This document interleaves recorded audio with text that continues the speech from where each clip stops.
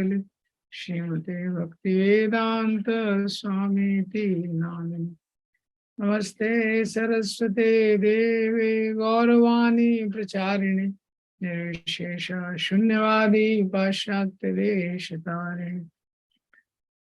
जय श्री कृष्ण चैतन्य प्रभु नित्यानंद श्री अद्वैत गदाधर शिवासादि गौर भक्तवृंद।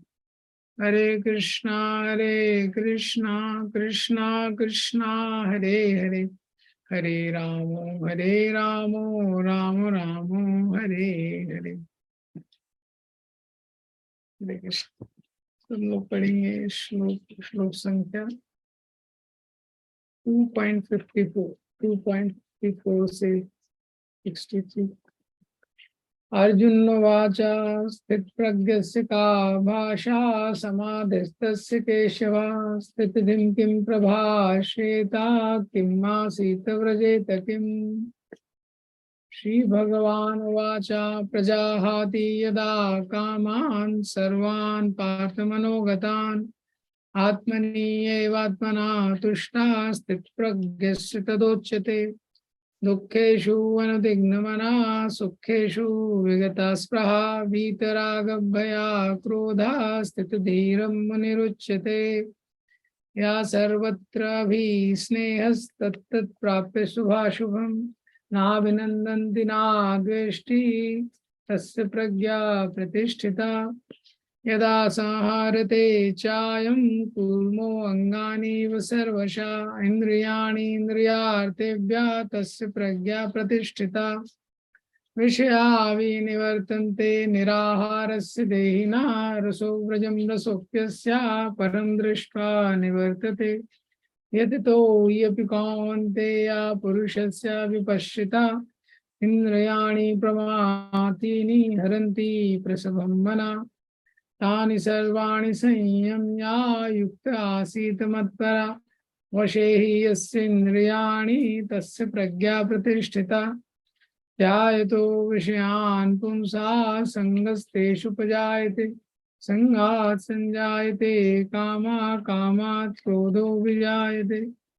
क्रोधो भवति सम्मोहः सम्मोहः स्मृतिविभ्रमः स्मृतिभ्रंशात् बुद्धिनाशो बुद्धिनाशात् प्रणश्यति।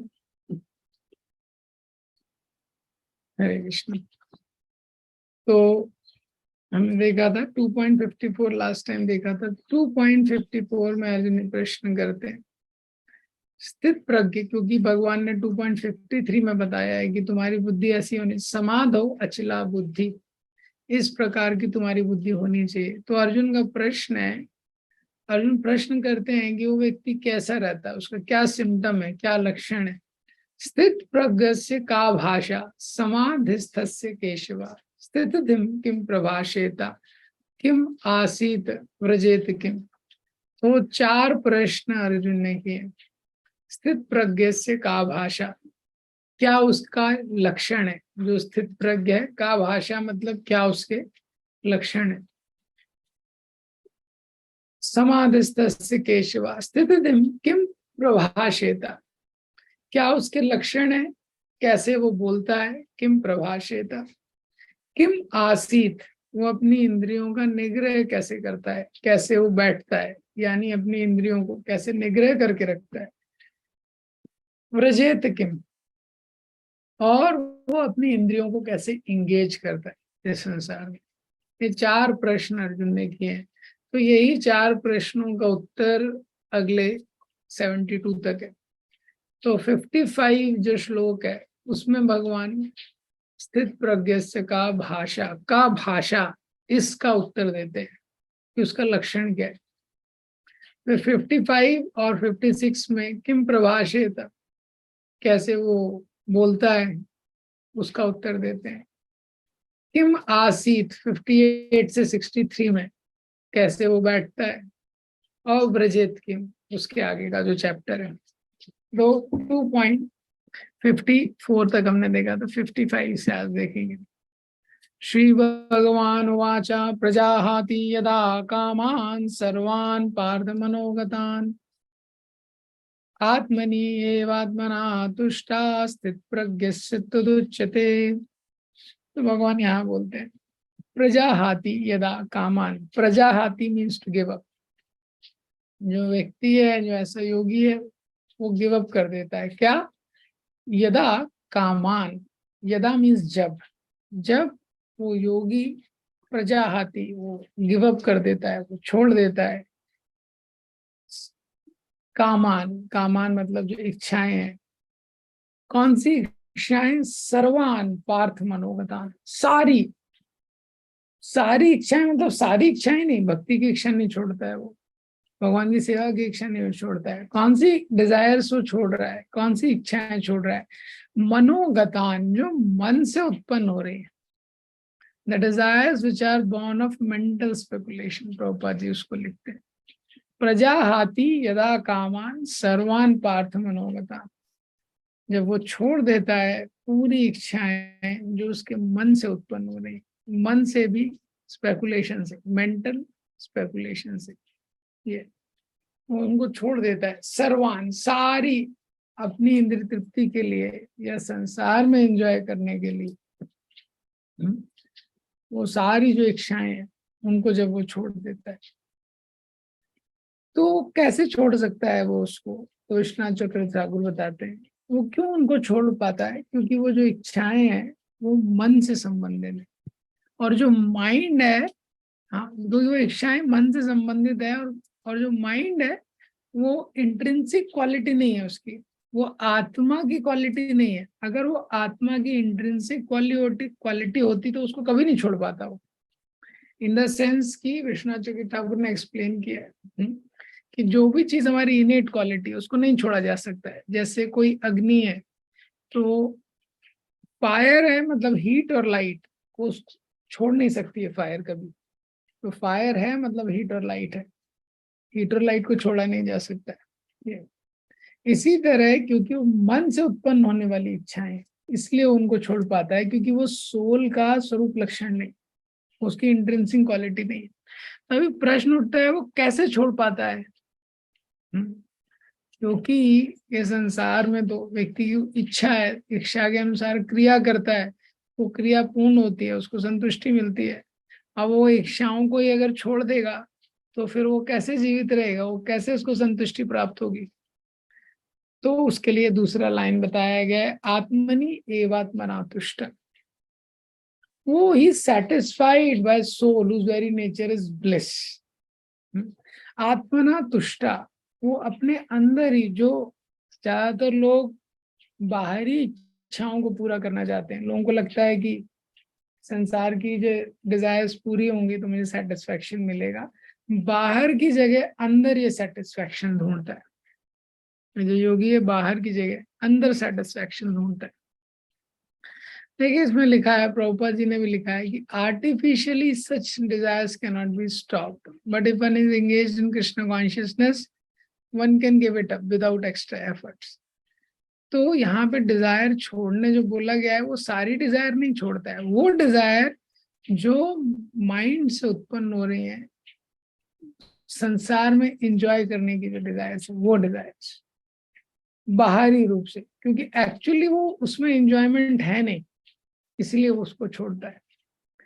प्रभुपाद जी ने तात्पर्य में, और जितने यहाँ से तात्पर्य आएंगे आगे 5-6 श्लोकों में, एक ही थीम है प्रभुपाद जी का मेनली, कि अगर हमको सेंसेस को कंट्रोल करना है तो सेंसेस को एंगेज करना पड़ेगा। इंद्रियों को जब हम भगवान की सेवा में लगाएंगे, वही एक तरीका है। तो ऐसा जो व्यक्ति है, प्रभुपाद जी तात्पर्य में लिखते हैं, highly developed soul remain satisfied by realising himself as eternal servant of Krishna. तो ये दूसरी चीज प्रभुपाद जी तात्पर्य में लिख रहे हैं कि जब वो जीव को समझ में आ जाता है कि मैं भगवान का सेवक हूँ, तो भगवान की सेवा में पूरी तरह से संतुष्ट रहता है, वो बाहरी चीजों में संतुष्टि को नहीं ढूंढता है। ये तो ये जो यहाँ पे प्रश्न अर्जुन ने किया था कि का भाषा, तो उसका यहाँ पे उत्तर दिया कि वो व्यक्ति है उसके क्या लक्षण है। तो ये कॉमन लक्षण है स्थित प्रज्ञ का, ये जनरल सिम्टम बताया है, आगे डिटेल सिम्टम्स है, ये जनरल सिम्टम है कि मन से उत्पन्न होने वाली भौतिक संसार में भोग करने की जितनी इच्छाएं हैं, सर्वान, वो सारी इच्छाओं को त्याग देता है, और आत्मनि एवात्मना तुष्टा, अपने भीतर ही वो आनंद को प्राप्त करता है। आत्मनि एव आत्मना तुष्टा, ठीक है। तो इसमें जो दूसरा आत्मा है वो क्या है, आत्मा के लिए, सोल के लिए यूज किया गया है। जो आत्मा शब्द है मन के लिए भी यूज होता है, आत्मा के लिए भी होता है, शरीर के लिए भी होता है। तो जो दूसरा आत्मा है ये किसके लिए, आत्मा के लिए, सोल के लिए, या माइंड भी उसको कह सकते हैं। बेसिकली प्रिंसिपल ये है कि one finds happiness in words. स्थित प्रज्ञ से तद उच्चते, उच्चते means that person is called स्थित प्रज्ञ, लाइक दैट। तो दो कैरेक्टरिस्टिक है उसके। पहला कैरेक्टरिस्टिक है प्रजाहाति यदा कामान सर्वान पार्थ मनोगता, कि जो बाहर की एक्सटर्नल डिजायर्स हैं उनको वो छोड़ देता है। और लेकिन बिना डिजायर के व्यक्ति रह नहीं सकता है, one can not live without desire. तो क्या है, वो इंटरनली प्लेजर सीख करता है। तो यहाँ पे सिद्धांत ये है, क्योंकि वो व्यक्ति जानता है कि मैं शरीर नहीं हूं, मैं आत्मा हूं। अगर कोई व्यक्ति सोच रहा है कि मैं शरीर हूं, तो वो शरीर के लेवल पे एंजॉय करने का प्रयास करेगा, क्योंकि जो हमारी आइडेंटिटी है उस आइडेंटिटी के अकॉर्डिंग हम एंजॉय करना चाहते हैं। तो अगर मैं सोच रहा हूँ मैं शरीर हूँ, तो शरीर के लेवल पे मैं एंजॉय करना चाहूंगा, तो शरीर के लेवल पे एंजॉय करूंगा, तो शरीर और जो मटेरियल थिंग्स है उसमें एंजॉय करना चाहूंगा मैं। लेकिन अगर मैं शरीर नहीं हूं, मैं आत्मा हूं, तो आत्मा के स्तर पे मैं एंजॉय करने का कोशिश करूंगा। तो अगर शरीर के स्तर पे एंजॉय करेगा तो मटेरियल हैप्पीनेस, वो मटेरियल हैप्पीनेस को त्याग देता है, because he understands that I am not this body. तो कोई भी व्यक्ति अगर अपने आप को स्पिरिचुअलिस्ट बोल रहा है या आध्यात्मिक पथ पे है, तो इसका मापदंड है ये जैसे लिटमस टेस्ट होता है केमिस्ट्री में, वो लिटमस टेस्ट है। लिटमस टेस्ट क्या है, कहाँ व्यक्ति इंजॉयमेंट ढूंढ रहा है, इन इनसाइड और आउटसाइड। तो संसार के पदार्थों में, भौतिक संसार में हम जितना एंजॉयमेंट ढूंढ रहे हैं, तो हमने तिलक लगाया है या कुछ भी किया है, उतनी डिग्री तक हम मटेरियलिस्ट हैं। तो मटेरियलिस्ट या भौतिकवादी मतलब जो भौतिक संसार में सुख का अन्वेषण कर रहा है, सुख की खोज कर रहा है। जो स्पिरिचुअलिस्ट है वो क्या है, स्पिरिचुअल चीजों में प्लेजर ढूंढेगा। तो कितना हम सॉरी अपने लाइफ में भौतिक चीजों में प्लेजर ढूंढ रहे हैं, उतनी डिग्री तक हम मटेरियलिस्ट है। और कितना हम जो स्पिरिचुअल एक्टिविटीज है उसमें प्लेजर हम एक्सपीरियंस कर रहे हैं, उतनी डिग्री तक ही हम लोग क्या है, स्पिरिचुअलिस्ट है। तो यहाँ पे इम्पॉर्टेंट चीज एक और है कि प्रजाहाति यदा कामान, यहाँ पे एक्शन को रिजेक्ट नहीं किया है, डिजायर को रिजेक्ट किया है। कामान मतलब डिजायर, कौन सी डिजायर, मनोगतान, जो मन से उत्पन्न हुई। तो इस संसार में दो काम जीवात्मा कॉन्स्टेंटली करते रहता है, मेंटल स्पेकुलेशन, सेंस ग्रेटिफिकेशन। और वही यहाँ पे भगवान बता रहे हैं, सर्वान पार्थ मनोगतान, मेंटल स्पेकुलेशन और सेंस ग्रेटिफिकेशन, ये दो क्रियाएं जीव निरंतर रूप से करते रहता है। मेंटल स्पेकुलेशन, मन में बहुत सारी योजनाएं बनाता है, किसके लिए, फॉर सेंस ग्रेटिफिकेशन, इंद्रिय तृप्ति के लिए, और इंद्रिय तृप्ति का निरंतर उसमें लगे रहता है। जैसे ही जीव भगवान और गुरु का आश्रय छोड़ता है, तो जैसे बोनाफाइड शेल्टर छोड़ता है, वैसे ही वो प्रत्यक्ष अनुमान के पीछे भागता है। तो जो शब्द प्रमाण है बोनाफाइड अथॉरिटी, हाँ, जो गुरु से हमको निर्देश मिलता है या शास्त्रों से निर्देश मिलता है, जैसे ही जीव उसका आश्रय छोड़ता है, तो फिर क्या है, प्रत्यक्ष। प्रत्यक्ष मतलब प्रत्यक्ष रूप से संसार में जो दिख रहा है उसको एंजॉय करने की कोशिश करता है, या अनुमान, मेंटल स्पेकुलेशन। तो अगर ये सेंस ग्रेटिफिकेशन छोड़ना है तो इसके लिए एक बहुत इंपॉर्टेंट प्रिंसिपल है, ओबीडियंस। तो जीव क्योंकि सबमिट नहीं करना चाहता है भगवान को और शास्त्रों को, वो स्वतंत्र रहना चाहता है। और जब स्वतंत्र रूप से इस संसार में एंजॉय करने की कोशिश करता है तो फंस जाता है ये। तो जो शुद्ध भक्त रहते हैं भगवान के, उनकी भी बहुत सारी डिजायर्स रहती है, ऐसा नहीं कि उनमें डिजायर्स नहीं रहती। तो उनमें बहुत सारी डिजायर्स हैं, उनको भगवान के नाम का प्रचार करना है, भगवान के लिए बहुत कुछ करना है, बहुत सेवाएं करनी है। लेकिन वो जो डिजायर्स हैं वो मटेरियल प्लेन से ओरिजिनेट नहीं होते। वो सोल की डिजायर है भगवान को सर्व करने के लिए, ऐसा है। तो वो डिजायर क्या है, वो अलग है जी। दूसरा इम्पोर्टेंट चीज है यहाँ पे कि अगर कोई मटेरियल डिजायर, जैसे अगर कोई मटेरियल डिजायर छोड़ेगा तो वो कैसे हैप्पी रहेगा, ये भी जीवात्मा के लिए सोचना आसान चीज नहीं है। तो ज्यादातर लोगों की इतनी सारी प्लानिंग रहती है संसार में कि अभी हमको ये करना है, ये करना है, क्यों? क्योंकि उनको लगता है कि ये भौतिक इच्छा मेरी पूरी होगी तो हम हैप्पी हो जाएंगे। तो उसमें क्या है, एक अजम्पशन है। क्या अजम्पशन है कि अगर ये डिजायर है, डिजायर का फुलफिलमेंट इक्वल टू हैप्पीनेस, ये इक्वेशन है। हमारी एक डिजायर है, मटेरियल डिजायर, ये फुलफिल हो गई equal to happiness, like that.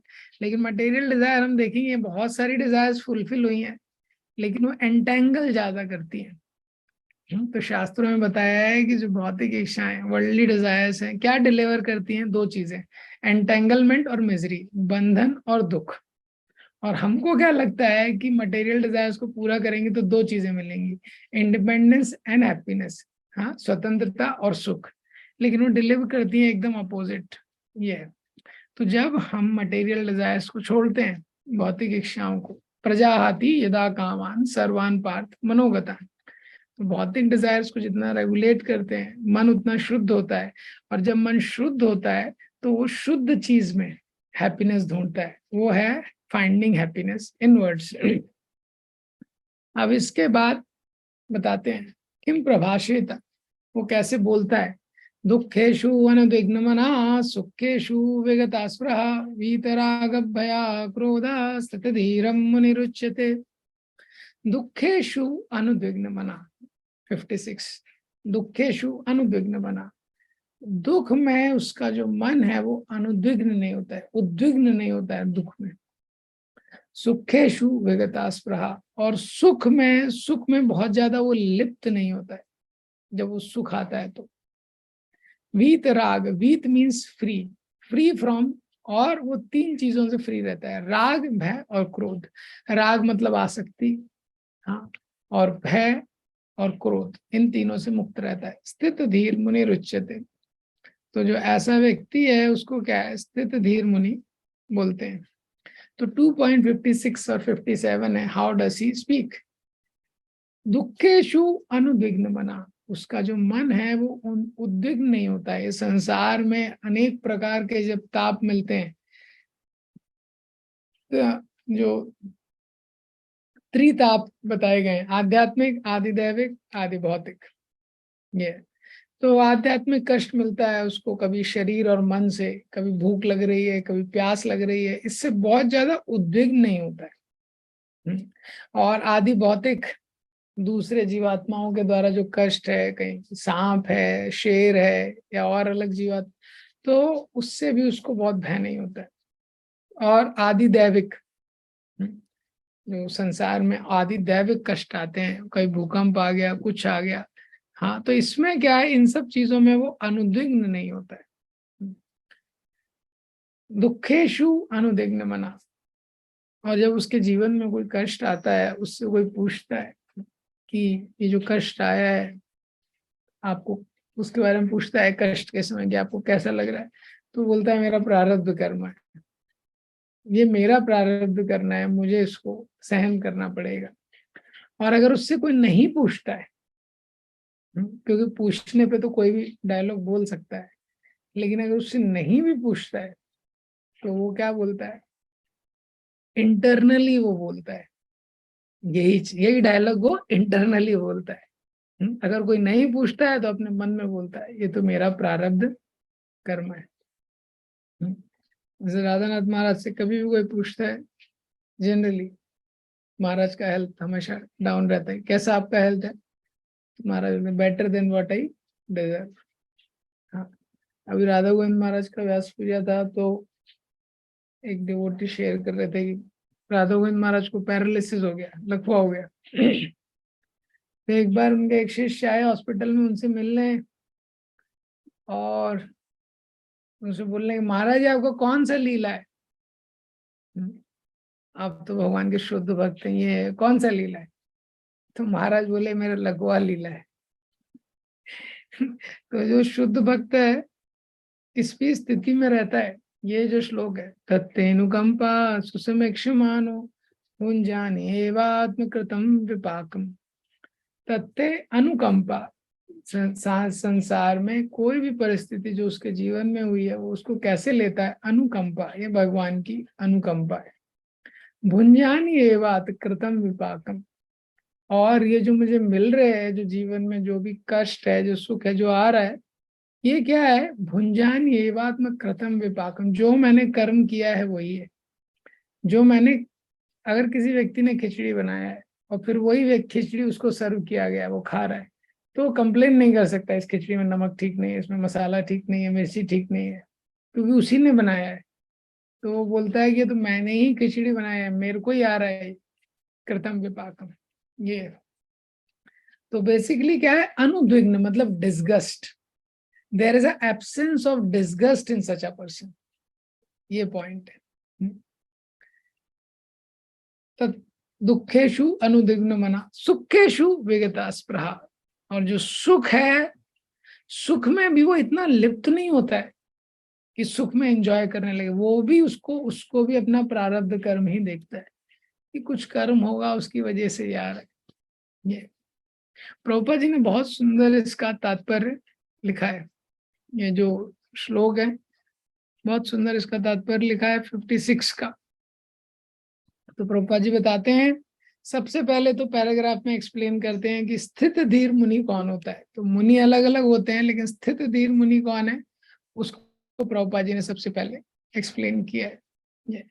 उसके बाद प्रभुपाद जी बताते हैं कि किस प्रकार से जो दुख आता है जब व्यक्ति के जीवन में, तो डिवोटी क्या सोचता है।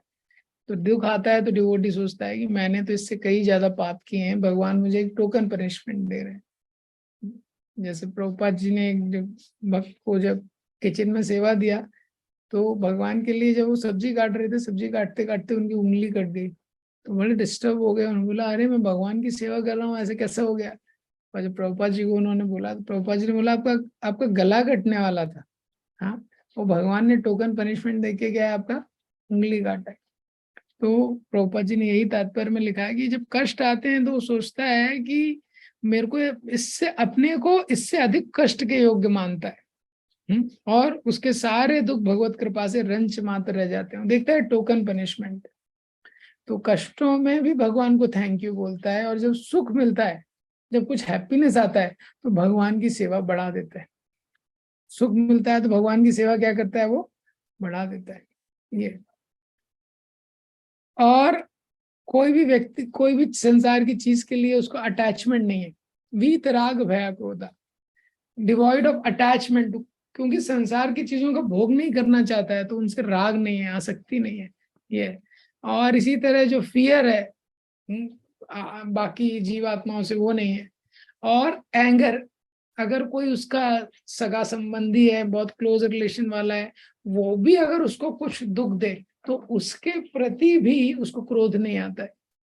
वो जड़ भरत का एग्जाम्पल है। जड़ भरत का एग्जाम्पल बलदेव विद्याभूषण ने दिया है। जड़ भरत थे, तो काली जी की पूजा करने जा रहे हैं, उनके घर वाले उनको अच्छे से ट्रीट नहीं कर रहे हैं।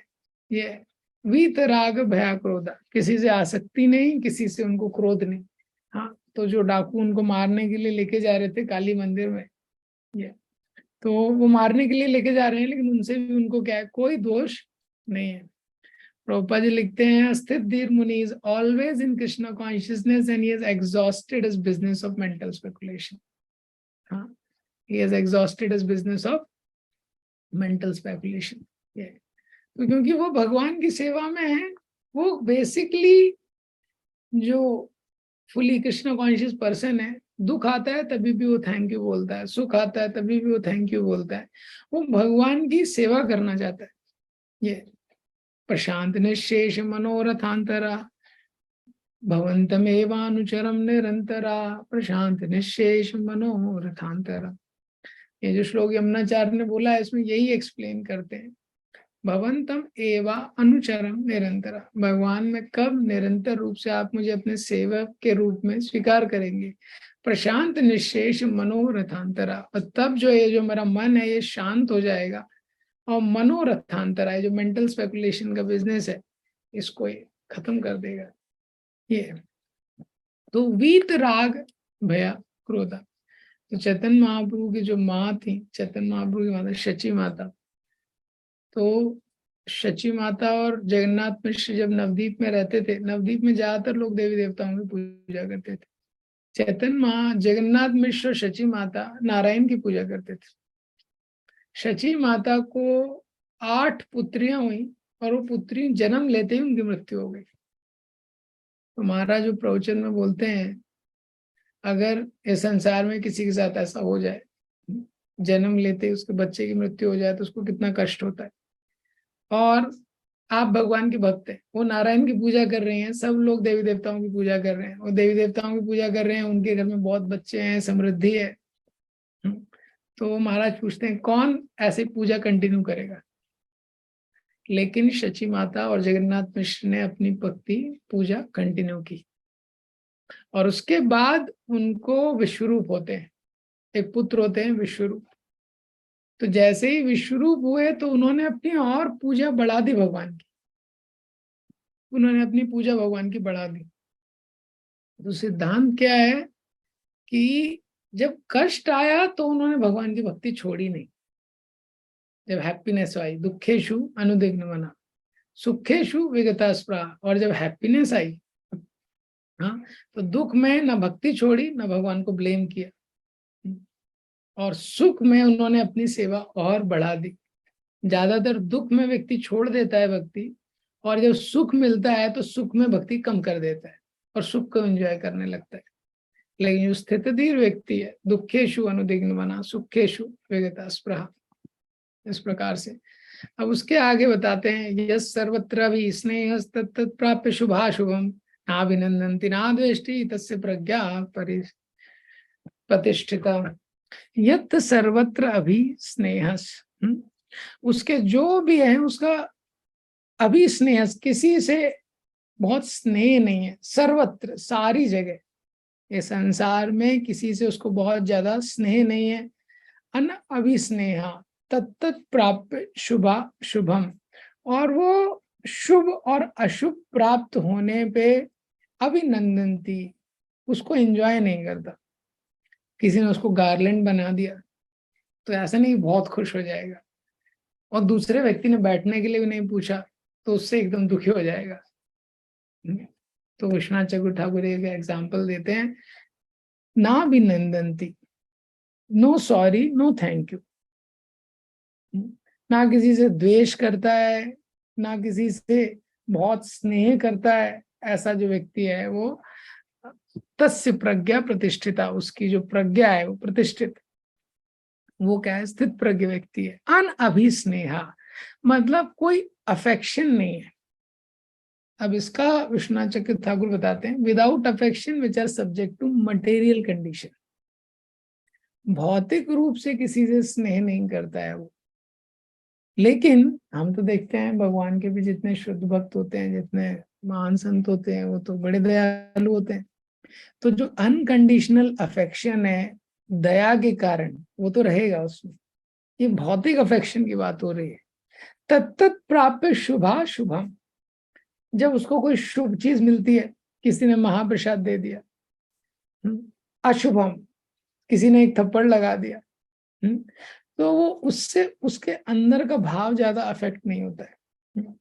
किसी ने महाप्रसाद दे दिया तो ऐसे नहीं उसको एकदम से बहुत आशीर्वाद दे देगा, और किसी ने कुछ थप्पड़ लगा दिया तो उसको तुरंत श्राप दे दिया, नहीं। प्रभुपाद जी तात्पर्य में लिखते हैं, जो भौतिक संसार है, देयर इज ऑलवेज अपहीवल। भौतिक संसार में हमेशा, जो भौतिक संसार है, सदा ही कुछ ना कुछ उथल पुथल होती रहती है, उसका परिणाम अच्छा हो चाहे बुरा। तो इससे जो अफेक्ट नहीं होता है वो कृष्ण कॉन्शियस है, प्रभुपाद जी अपने तात्पर्य में लिखते हैं। तो ये बता रहे हैं कि वो कैसे बात करता है, जो सेल्फ रियलाइज पर्सन है, किसी का ना तो ना भी नंदनती ना द्वेष्टि, किसी की ना प्रशंसा करता है ना किसी को क्रिटिसाइज करता है वो। ये सर्वत्र अभी, सर्वत्र मतलब हर जगह, अन अभिस्नेहा कहीं आसक्ति नहीं है। तो ऐसा जब डिस्क्रिप्शन सुनते हैं, स्पेशली ये वाला श्लोक है, तो ये श्लोक सुन के लगता है तो इमोशनलेस व्यक्ति है, इसका कोई इमोशन ही नहीं है, किसी को सॉरी नहीं बोल रहा है, किसी को थैंक यू नहीं बोल रहा है, किसी से आसक्त नहीं है। इस श्लोक का सिद्धांत है कि वो एंश्योर करता है कि भावनाएं उसको मिसडायरेक्ट ना करें उसके उद्देश्य से, और उसको पता है कि संसार में भौतिक स्तर पे जो भी हो रहा है, शरीर के स्तर पे जो भी हो रहा है, इनकॉन्सिक्वेंशियल है, ये क्षणिक है ये। तो उसकी भावनाएं हैं, लेकिन भावनाओं के ऊपर उसका पर्पस है। और जो डिवोटी है, अभी तक भगवान ने भक्ति को इंट्रोड्यूस नहीं किया। तो हम देखते हैं प्रभुपाद जी भी हैं, अच्छा प्रीचिंग होता था, कहीं प्रचार होता था, प्रभुपाद जी प्रसन्न होते थे, अच्छा बुक डिस्ट्रीब्यूशन होता था, वो प्रसन्न होते थे ये। और कभी ऐसा नहीं होता था तो उनको अच्छा नहीं लगता था ये। कोई अच्छी सेवा करता था उसको थैंक यू बोलते थे, और कोई सेवा नहीं करता था प्रभुपाद जी उसको करेक्ट भी करते थे। लेकिन अंतर क्या है, जो शुद्ध भक्त है उसके सारे इमोशन जो है वो कृष्णा सेंटर्ड है। और इमोशंस हैं, लेकिन इमोशंस हो चाहे सक्सेस हो चाहे फेलियर, वो अपनी सर्विस कंटिन्यू करता है, वो पर्पस अपना कंटिन्यू करता है। ये प्रिंसिपल है। नहीं तो जब इंसान भावनाओं को ज्यादा प्राधान्यता देता है तो भावनाएं अच्छी रहती है, जब मूड अच्छा रहता है तो प्रैक्टिस करता है, मूड अच्छा नहीं रहता है तो प्रैक्टिस नहीं करता है कृष्णा कॉन्शियसनेस का। प्रभुपाद जी को 30 साल भारत में कुछ सफलता नहीं मिली, तभी भी वो सेवा करते रहे एक्सटर्नली ये। तो भगवान की सेवा को छोड़ता नहीं है। तो यहाँ पे प्रिंसिपल क्या है कि उसका कंसंट्रेशन क्या है, उसका his concentration is not on staying unaffected but on staying focused ये। वो क्या है, ये बता रहे हैं कि जो स्थित प्रज्ञ व्यक्ति है वो फोकस रहता है। व्यक्ति अलग अलग तरीके से उसके साथ व्यवहार करते हैं, लेकिन वो फोकस रहता है। मटेरियल रिएक्शन, कोई सम्मान कर रहा है, कोई अपमान कर रहा है ये, कोई अच्छे से डील कर रहा है, कोई अच्छे से डील नहीं कर रहा है ये सारी परिस्थितियों में कृम प्रभाषित उसका रिस्पॉन्स क्या है, वो फोकस रहता है, मुझे भगवान की सेवा करनी है। अब 2.58 से 63 में किम आसीत, कैसे बैठता है उस स्थित प्रज्ञ। यदा संहारते चायम कूर्मो अंगानीव सर्वशा इंद्रियाणि इंद्रियार्थेभ्यः तस्य प्रज्ञा प्रतिष्ठिता। यदा संहारते, तो संहारते मीन्स वो विड्रॉ कर लेता है अपने सेंसेस को। जब इंद्रियाणी, अपने सारे इंद्रियों को, सर्वशा सारी इंद्रियों को विड्रॉ कर लेता है। किससे विड्रॉ कर लेता है? इंद्रियार्थेभ्यः, सेंस ऑब्जेक्ट से। इंद्रियों को इंद्रियों के विषयों से विड्रॉ कर लेता है। कैसे विड्रॉ करता है? कूर्मो अंगानी सर्वशा, जैसे कि जो कछुआ होता है, तो कछुआ जब भी देखता है कि कोई डेंजर है, हाँ, तो 6 चीजें होती हैं उसके, 4 पांव, हाँ, और एक रियर और एक आगे उसका सर। ये सारी चीजों को जैसे ही वो देखता है कि कुछ डेंजर आने वाला है, विपत्ति, तो 4 और 2 6 ये सब अंदर कर लेता है वो। और उसका एक शेल होता है, वो शेल दिखता है केवल। तो वो जो शेल होता है वो इतना कठोर होता है, बोलते हैं हाथी भी अगर उसके ऊपर पांव रख देगा तो कुछ होगा नहीं उसका, इतना कठोर रहता है। और उस शेल पे अगर कोई व्यक्ति कुछ मारेगा, कुछ करेगा, तो उसको ही चोट लग जाएगी। तो जैसे कछुए का यहाँ उदाहरण दिया है, वो अपने सारे अंगों को अंदर कर लेता है, वैसे ही जो स्थित प्रज्ञ व्यक्ति है, जब वो संसार में देखता है कि तो कानों के द्वारा सुनना, आंखों के द्वारा देखना, ये सारी जो चीजें, हाँ, तो वो देखता है कि कभी कृष्णा कॉन्शियस साउंड नहीं है, तो वो कानों को बंद कर लेता है। आंखों को देखेगा कि कोई कृष्णा कॉन्शियस दृश्य नहीं है, तो आंखों को बंद कर लेता है। अब यहाँ पे प्रश्न होता है लेकिन कि कान तो हमेशा वैसे ही खुले रहते हैं अपने आप, ये कान हमेशा खुले रहते हैं। इसी तरह जो नासिका है, नासिका से तो अपने आप उसको स्मेल आ जाएगा, नोज से ये। तो यहाँ पे प्रिंसिपल क्या बताया गया है कि क्वेश्चन है कि जो सेल्फ रियलाइज पर्सन है वो अपने सेंसेस को अपने कंट्रोल में कैसे रखता है ये। और उदाहरण दिया गया कछुए का, कि कछुआ जैसे अपने अंगों को अंदर कर लेता है, समेट लेता है, वैसे ये इंद्रियों को समेट लेता है। लेकिन जब कछुआ अंगों को समेट रहा है तो वो फिजिकल है, वो क्या है, उसके फिजिकल सेंसेस है। तो फिजिकल करना तो बहुत आसान है, जैसे हमको कोई मार रहा है, अभी कुछ सर पे कुछ गिरेगा, जैसे सर पे कुछ गिरने वाला है तो तुरंत हाथ ऐसे हो जाएंगे, तो फिजिकल करना तो नेचुरल है। लेकिन हमारी कर्म इंद्रिया ज्ञान इंद्रिया है, तो ज्ञान इंद्रिया है जैसे आंख कान आदि, इनको नियंत्रण में करना आसान नहीं है। तो वो कैसे करेगा, आईज है उसको तो ऑलरेडी आईज खोलेगा तो बहुत कुछ दिखेगा, जो कान है वो तो नेचुरली उसके खुले हुए हैं। ये तो यहाँ पे प्रिंसिपल क्या है कि ये जो विड्रॉल है, ये basically pulling back our consciousness है, पुलिंग इन आवर कॉन्शियसनेस। तो बेसिकली वो सर्विस पे फोकस रहता है, अगेन वो भगवान की सेवा पे फोकस रहता है। तो कानों में देखिएगा कुछ इंटरेस्टिंग नहीं है, कुछ यूजलेस है, तो कान में he can put ear plug. आंखों से ही वो कहीं पे जा रहा है कुछ कर रहा है तो सब कुछ स्कैन करते हुए नहीं चलेगा, वो फोकस्ड रहेगा बेसिकली कि मुझे सेवा करनी है भगवान की। तो अभी मुझे भगवान की सेवा करनी है, तो कैसे होगी भगवान की सेवा? हाँ, तो भगवान की सेवा के लिए पॉजिटिव एकदम सही ऑब्जेक्ट ऑफ मेडिटेशन चाहिए, तो वो वहीं अपना फोकस रखता है। प्रभुपाद जी ने इस तात्पर्य में, ये भी बहुत सुंदर तात्पर्य है, प्रभुपाद जी बताते हैं टेस्ट ऑफ अ योगी, पहली लाइन में, test of a yogi is how he control his senses according to his plan. कोई भी योगी है तो उसकी क्या परीक्षा है, अपने योजना के अनुसार कैसे अपनी इंद्रियों को वो कंट्रोल करके रखता है, वो योगी का टेस्ट है।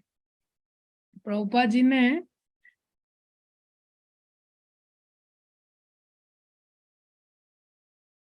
इसमें उदाहरण दिया है कि इस तरह जो योगी है अपने सेंसेस को जो कंट्रोल करके उसको रखना है, जो डिवोटी है कृष्ण कॉन्शियसनेस में, वो केवल भगवान की सेवा में अपनी इंद्रियों को लगाता है और कहीं वो इंद्रियों को नहीं लगा सकता है, लगाता है। तो सेंसेस को कंट्रोल करना आसान नहीं, मेरे ख्याल से इस श्लोक में या किसी और श्लोक में वो एग्जाम्पल दिया है किसका, स्नेक्स का। हम्म, कि जो इंद्रियां हैं इनका उदाहरण किसके साथ दिया गया है कि जो इंद्रियां हैं सांप के समान है।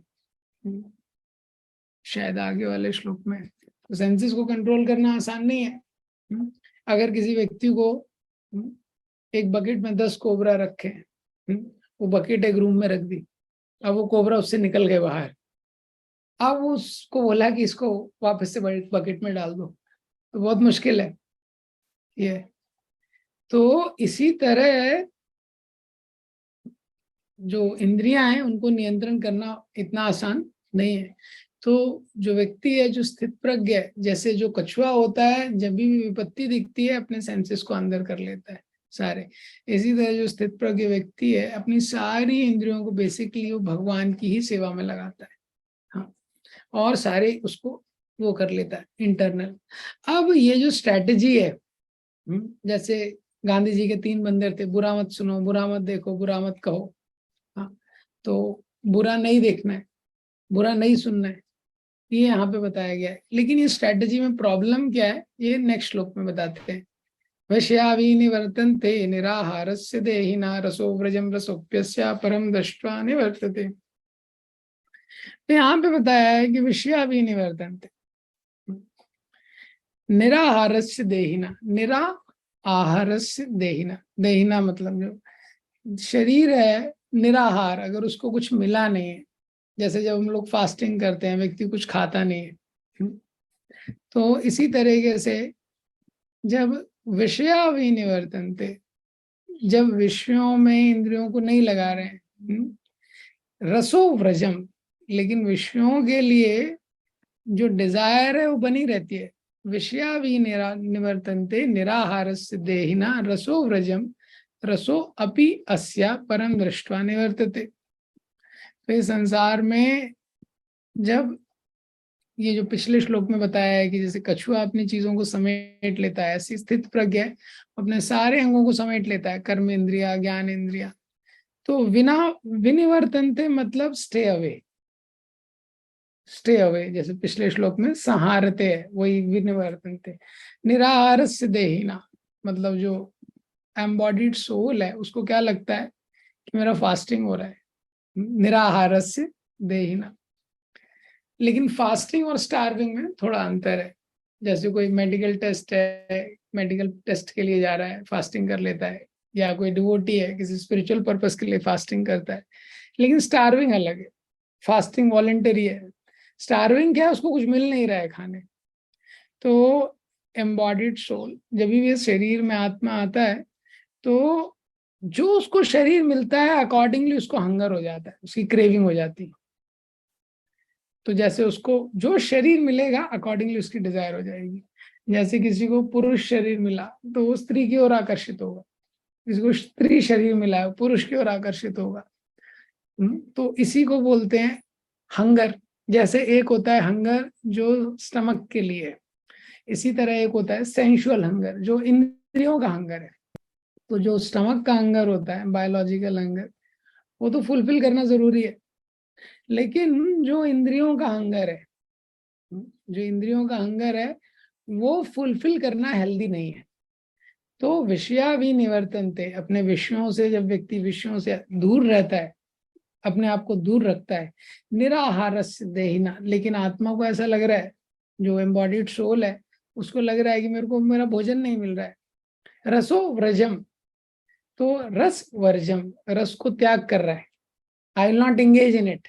ये रसो अपि अस्या, रसो अपि मतलब उसका लेकिन टेस्ट रहता है इंद्रिय तृप्ति का। तो रस का यहाँ पे शब्द का मतलब क्या है? रस का मतलब है जब भी किसी इंद्रिय तृप्ति की क्रिया में व्यक्ति लगता है तो उसको एक प्रकार का कुछ एक प्लेजर मिलता है, उसको बोला गया यहाँ पे रस।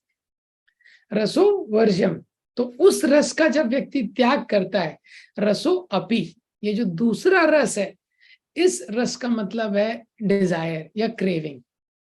तो क्या है, इंद्रिय तृप्ति की इंडल, जब वो इंद्रिय तृप्ति की क्रिया में लगता है उससे जो सुख मिलता है उसको बोला गया जो पहला वाला रस है, रसो वर्जम, उस प्लेजर का वो त्याग करता है। रसो अपि अस्या, लेकिन जो रस, ये जो दूसरा रस है, ये डिजायर है, desire for sense gratification, craving for sense gratification, वो हमेशा रहता है। तो मतलब क्या है कि उसने एक्शन तो रोक दिया है। जैसे किसी व्यक्ति को बहुत स्वीट खाना है, उसको रबड़ी बहुत अच्छी लगती है, गुलाब जामुन अच्छा लगता है, रसो वर्जम, अब वो गुलाब जामुन नहीं खा रहे, तो वो तो उसने त्याग दिया, एक्शन तो रोक दिया। लेकिन उसके लिए जो डिजायर है वो डिजायर रहती है, वो डिजायर उसकी नहीं जाती है। रसो अपि अस्या, वो डिजायर कब जाती है? परम दृष्टवा, परम दृष्टवा, higher site, Prabhupada ji translate करते हैं हायर टेस्ट। दृष्टवा मीन्स देखना, लेकिन प्रभुपा जी का क्या ट्रांसलेशन है? Higher test. ये दृष्टवा शब्द का मतलब है एक्सपीरियंस। वो डिजायर कब जाएगी? परम दृष्टवा, जब उसको हायर एक्सपीरियंस होगा। जब उसको हायर एक्सपीरियंस होगा तब वो डिजायर जाएगी। जैसे उदाहरण है, कोई सूखी रोटी है, हाँ, उसको भूख लगी है, हाँ, रोटी खाना है उसको। अब अगर उसको रोटी छोड़ना है तो बोल दिया जाए रोटी छोड़ने, लेकिन वो डिजायर रहेगी। लेकिन रोटी की जगह उसको आपने छोले भटूरे दे दिए तो वो परम दृष्टा निवर्तते, इजिली वो उसको छोड़ सकता है। तो ये जो परम दृष्टा है, इसका मतलब है हायर सेटिस्फैक्शन। तो इस संसार में ये इंपॉर्टेंट श्लोक है, क्योंकि इस श्लोक में बताया है कब हम इंद्रिय तृप्ति छोड़ सकते हैं, कब वो स्टेज आएगी। वो तभी आएगा जब हायर टेस्ट मिलेगा या हायर एक्सपीरियंस मिलेगा हमको, तब तक नहीं छोड़ पाएंगे। तो विश्वनाथ चक्रवर्ती ठाकुर ने इसकी कमेंट्री में बोला है कि वैसे तो एक मूर्ख व्यक्ति भी फास्टिंग उसको करना पड़ता है जब वो बीमार हो जाता है। तो बीमार हो जाता है तो उसको भी फास्टिंग करना पड़ता है। ये तो जब वो खाना बंद करता है, निराहार से निराहार हो जाता है वो, क्यों? क्योंकि अभी वो खाना है ही नहीं, तो ऑब्जेक्ट ही नहीं है, लेकिन उसका इच्छा तो बना रहता है उसको टेस्ट करने का। ये तो प्रभुपाद जी ने देखेंगे यही तात्पर्य में लिखा है, तो इसका भी बहुत अच्छा तात्पर्य है। प्रभुपाद जी बोलते हैं कि जब तक कोई आध्यात्म को प्राप्त ना हो तब तक इंद्रिय भोग से विरत होना असंभव है। So unless one is Krishna conscious, it's not possible to give up sense gratification.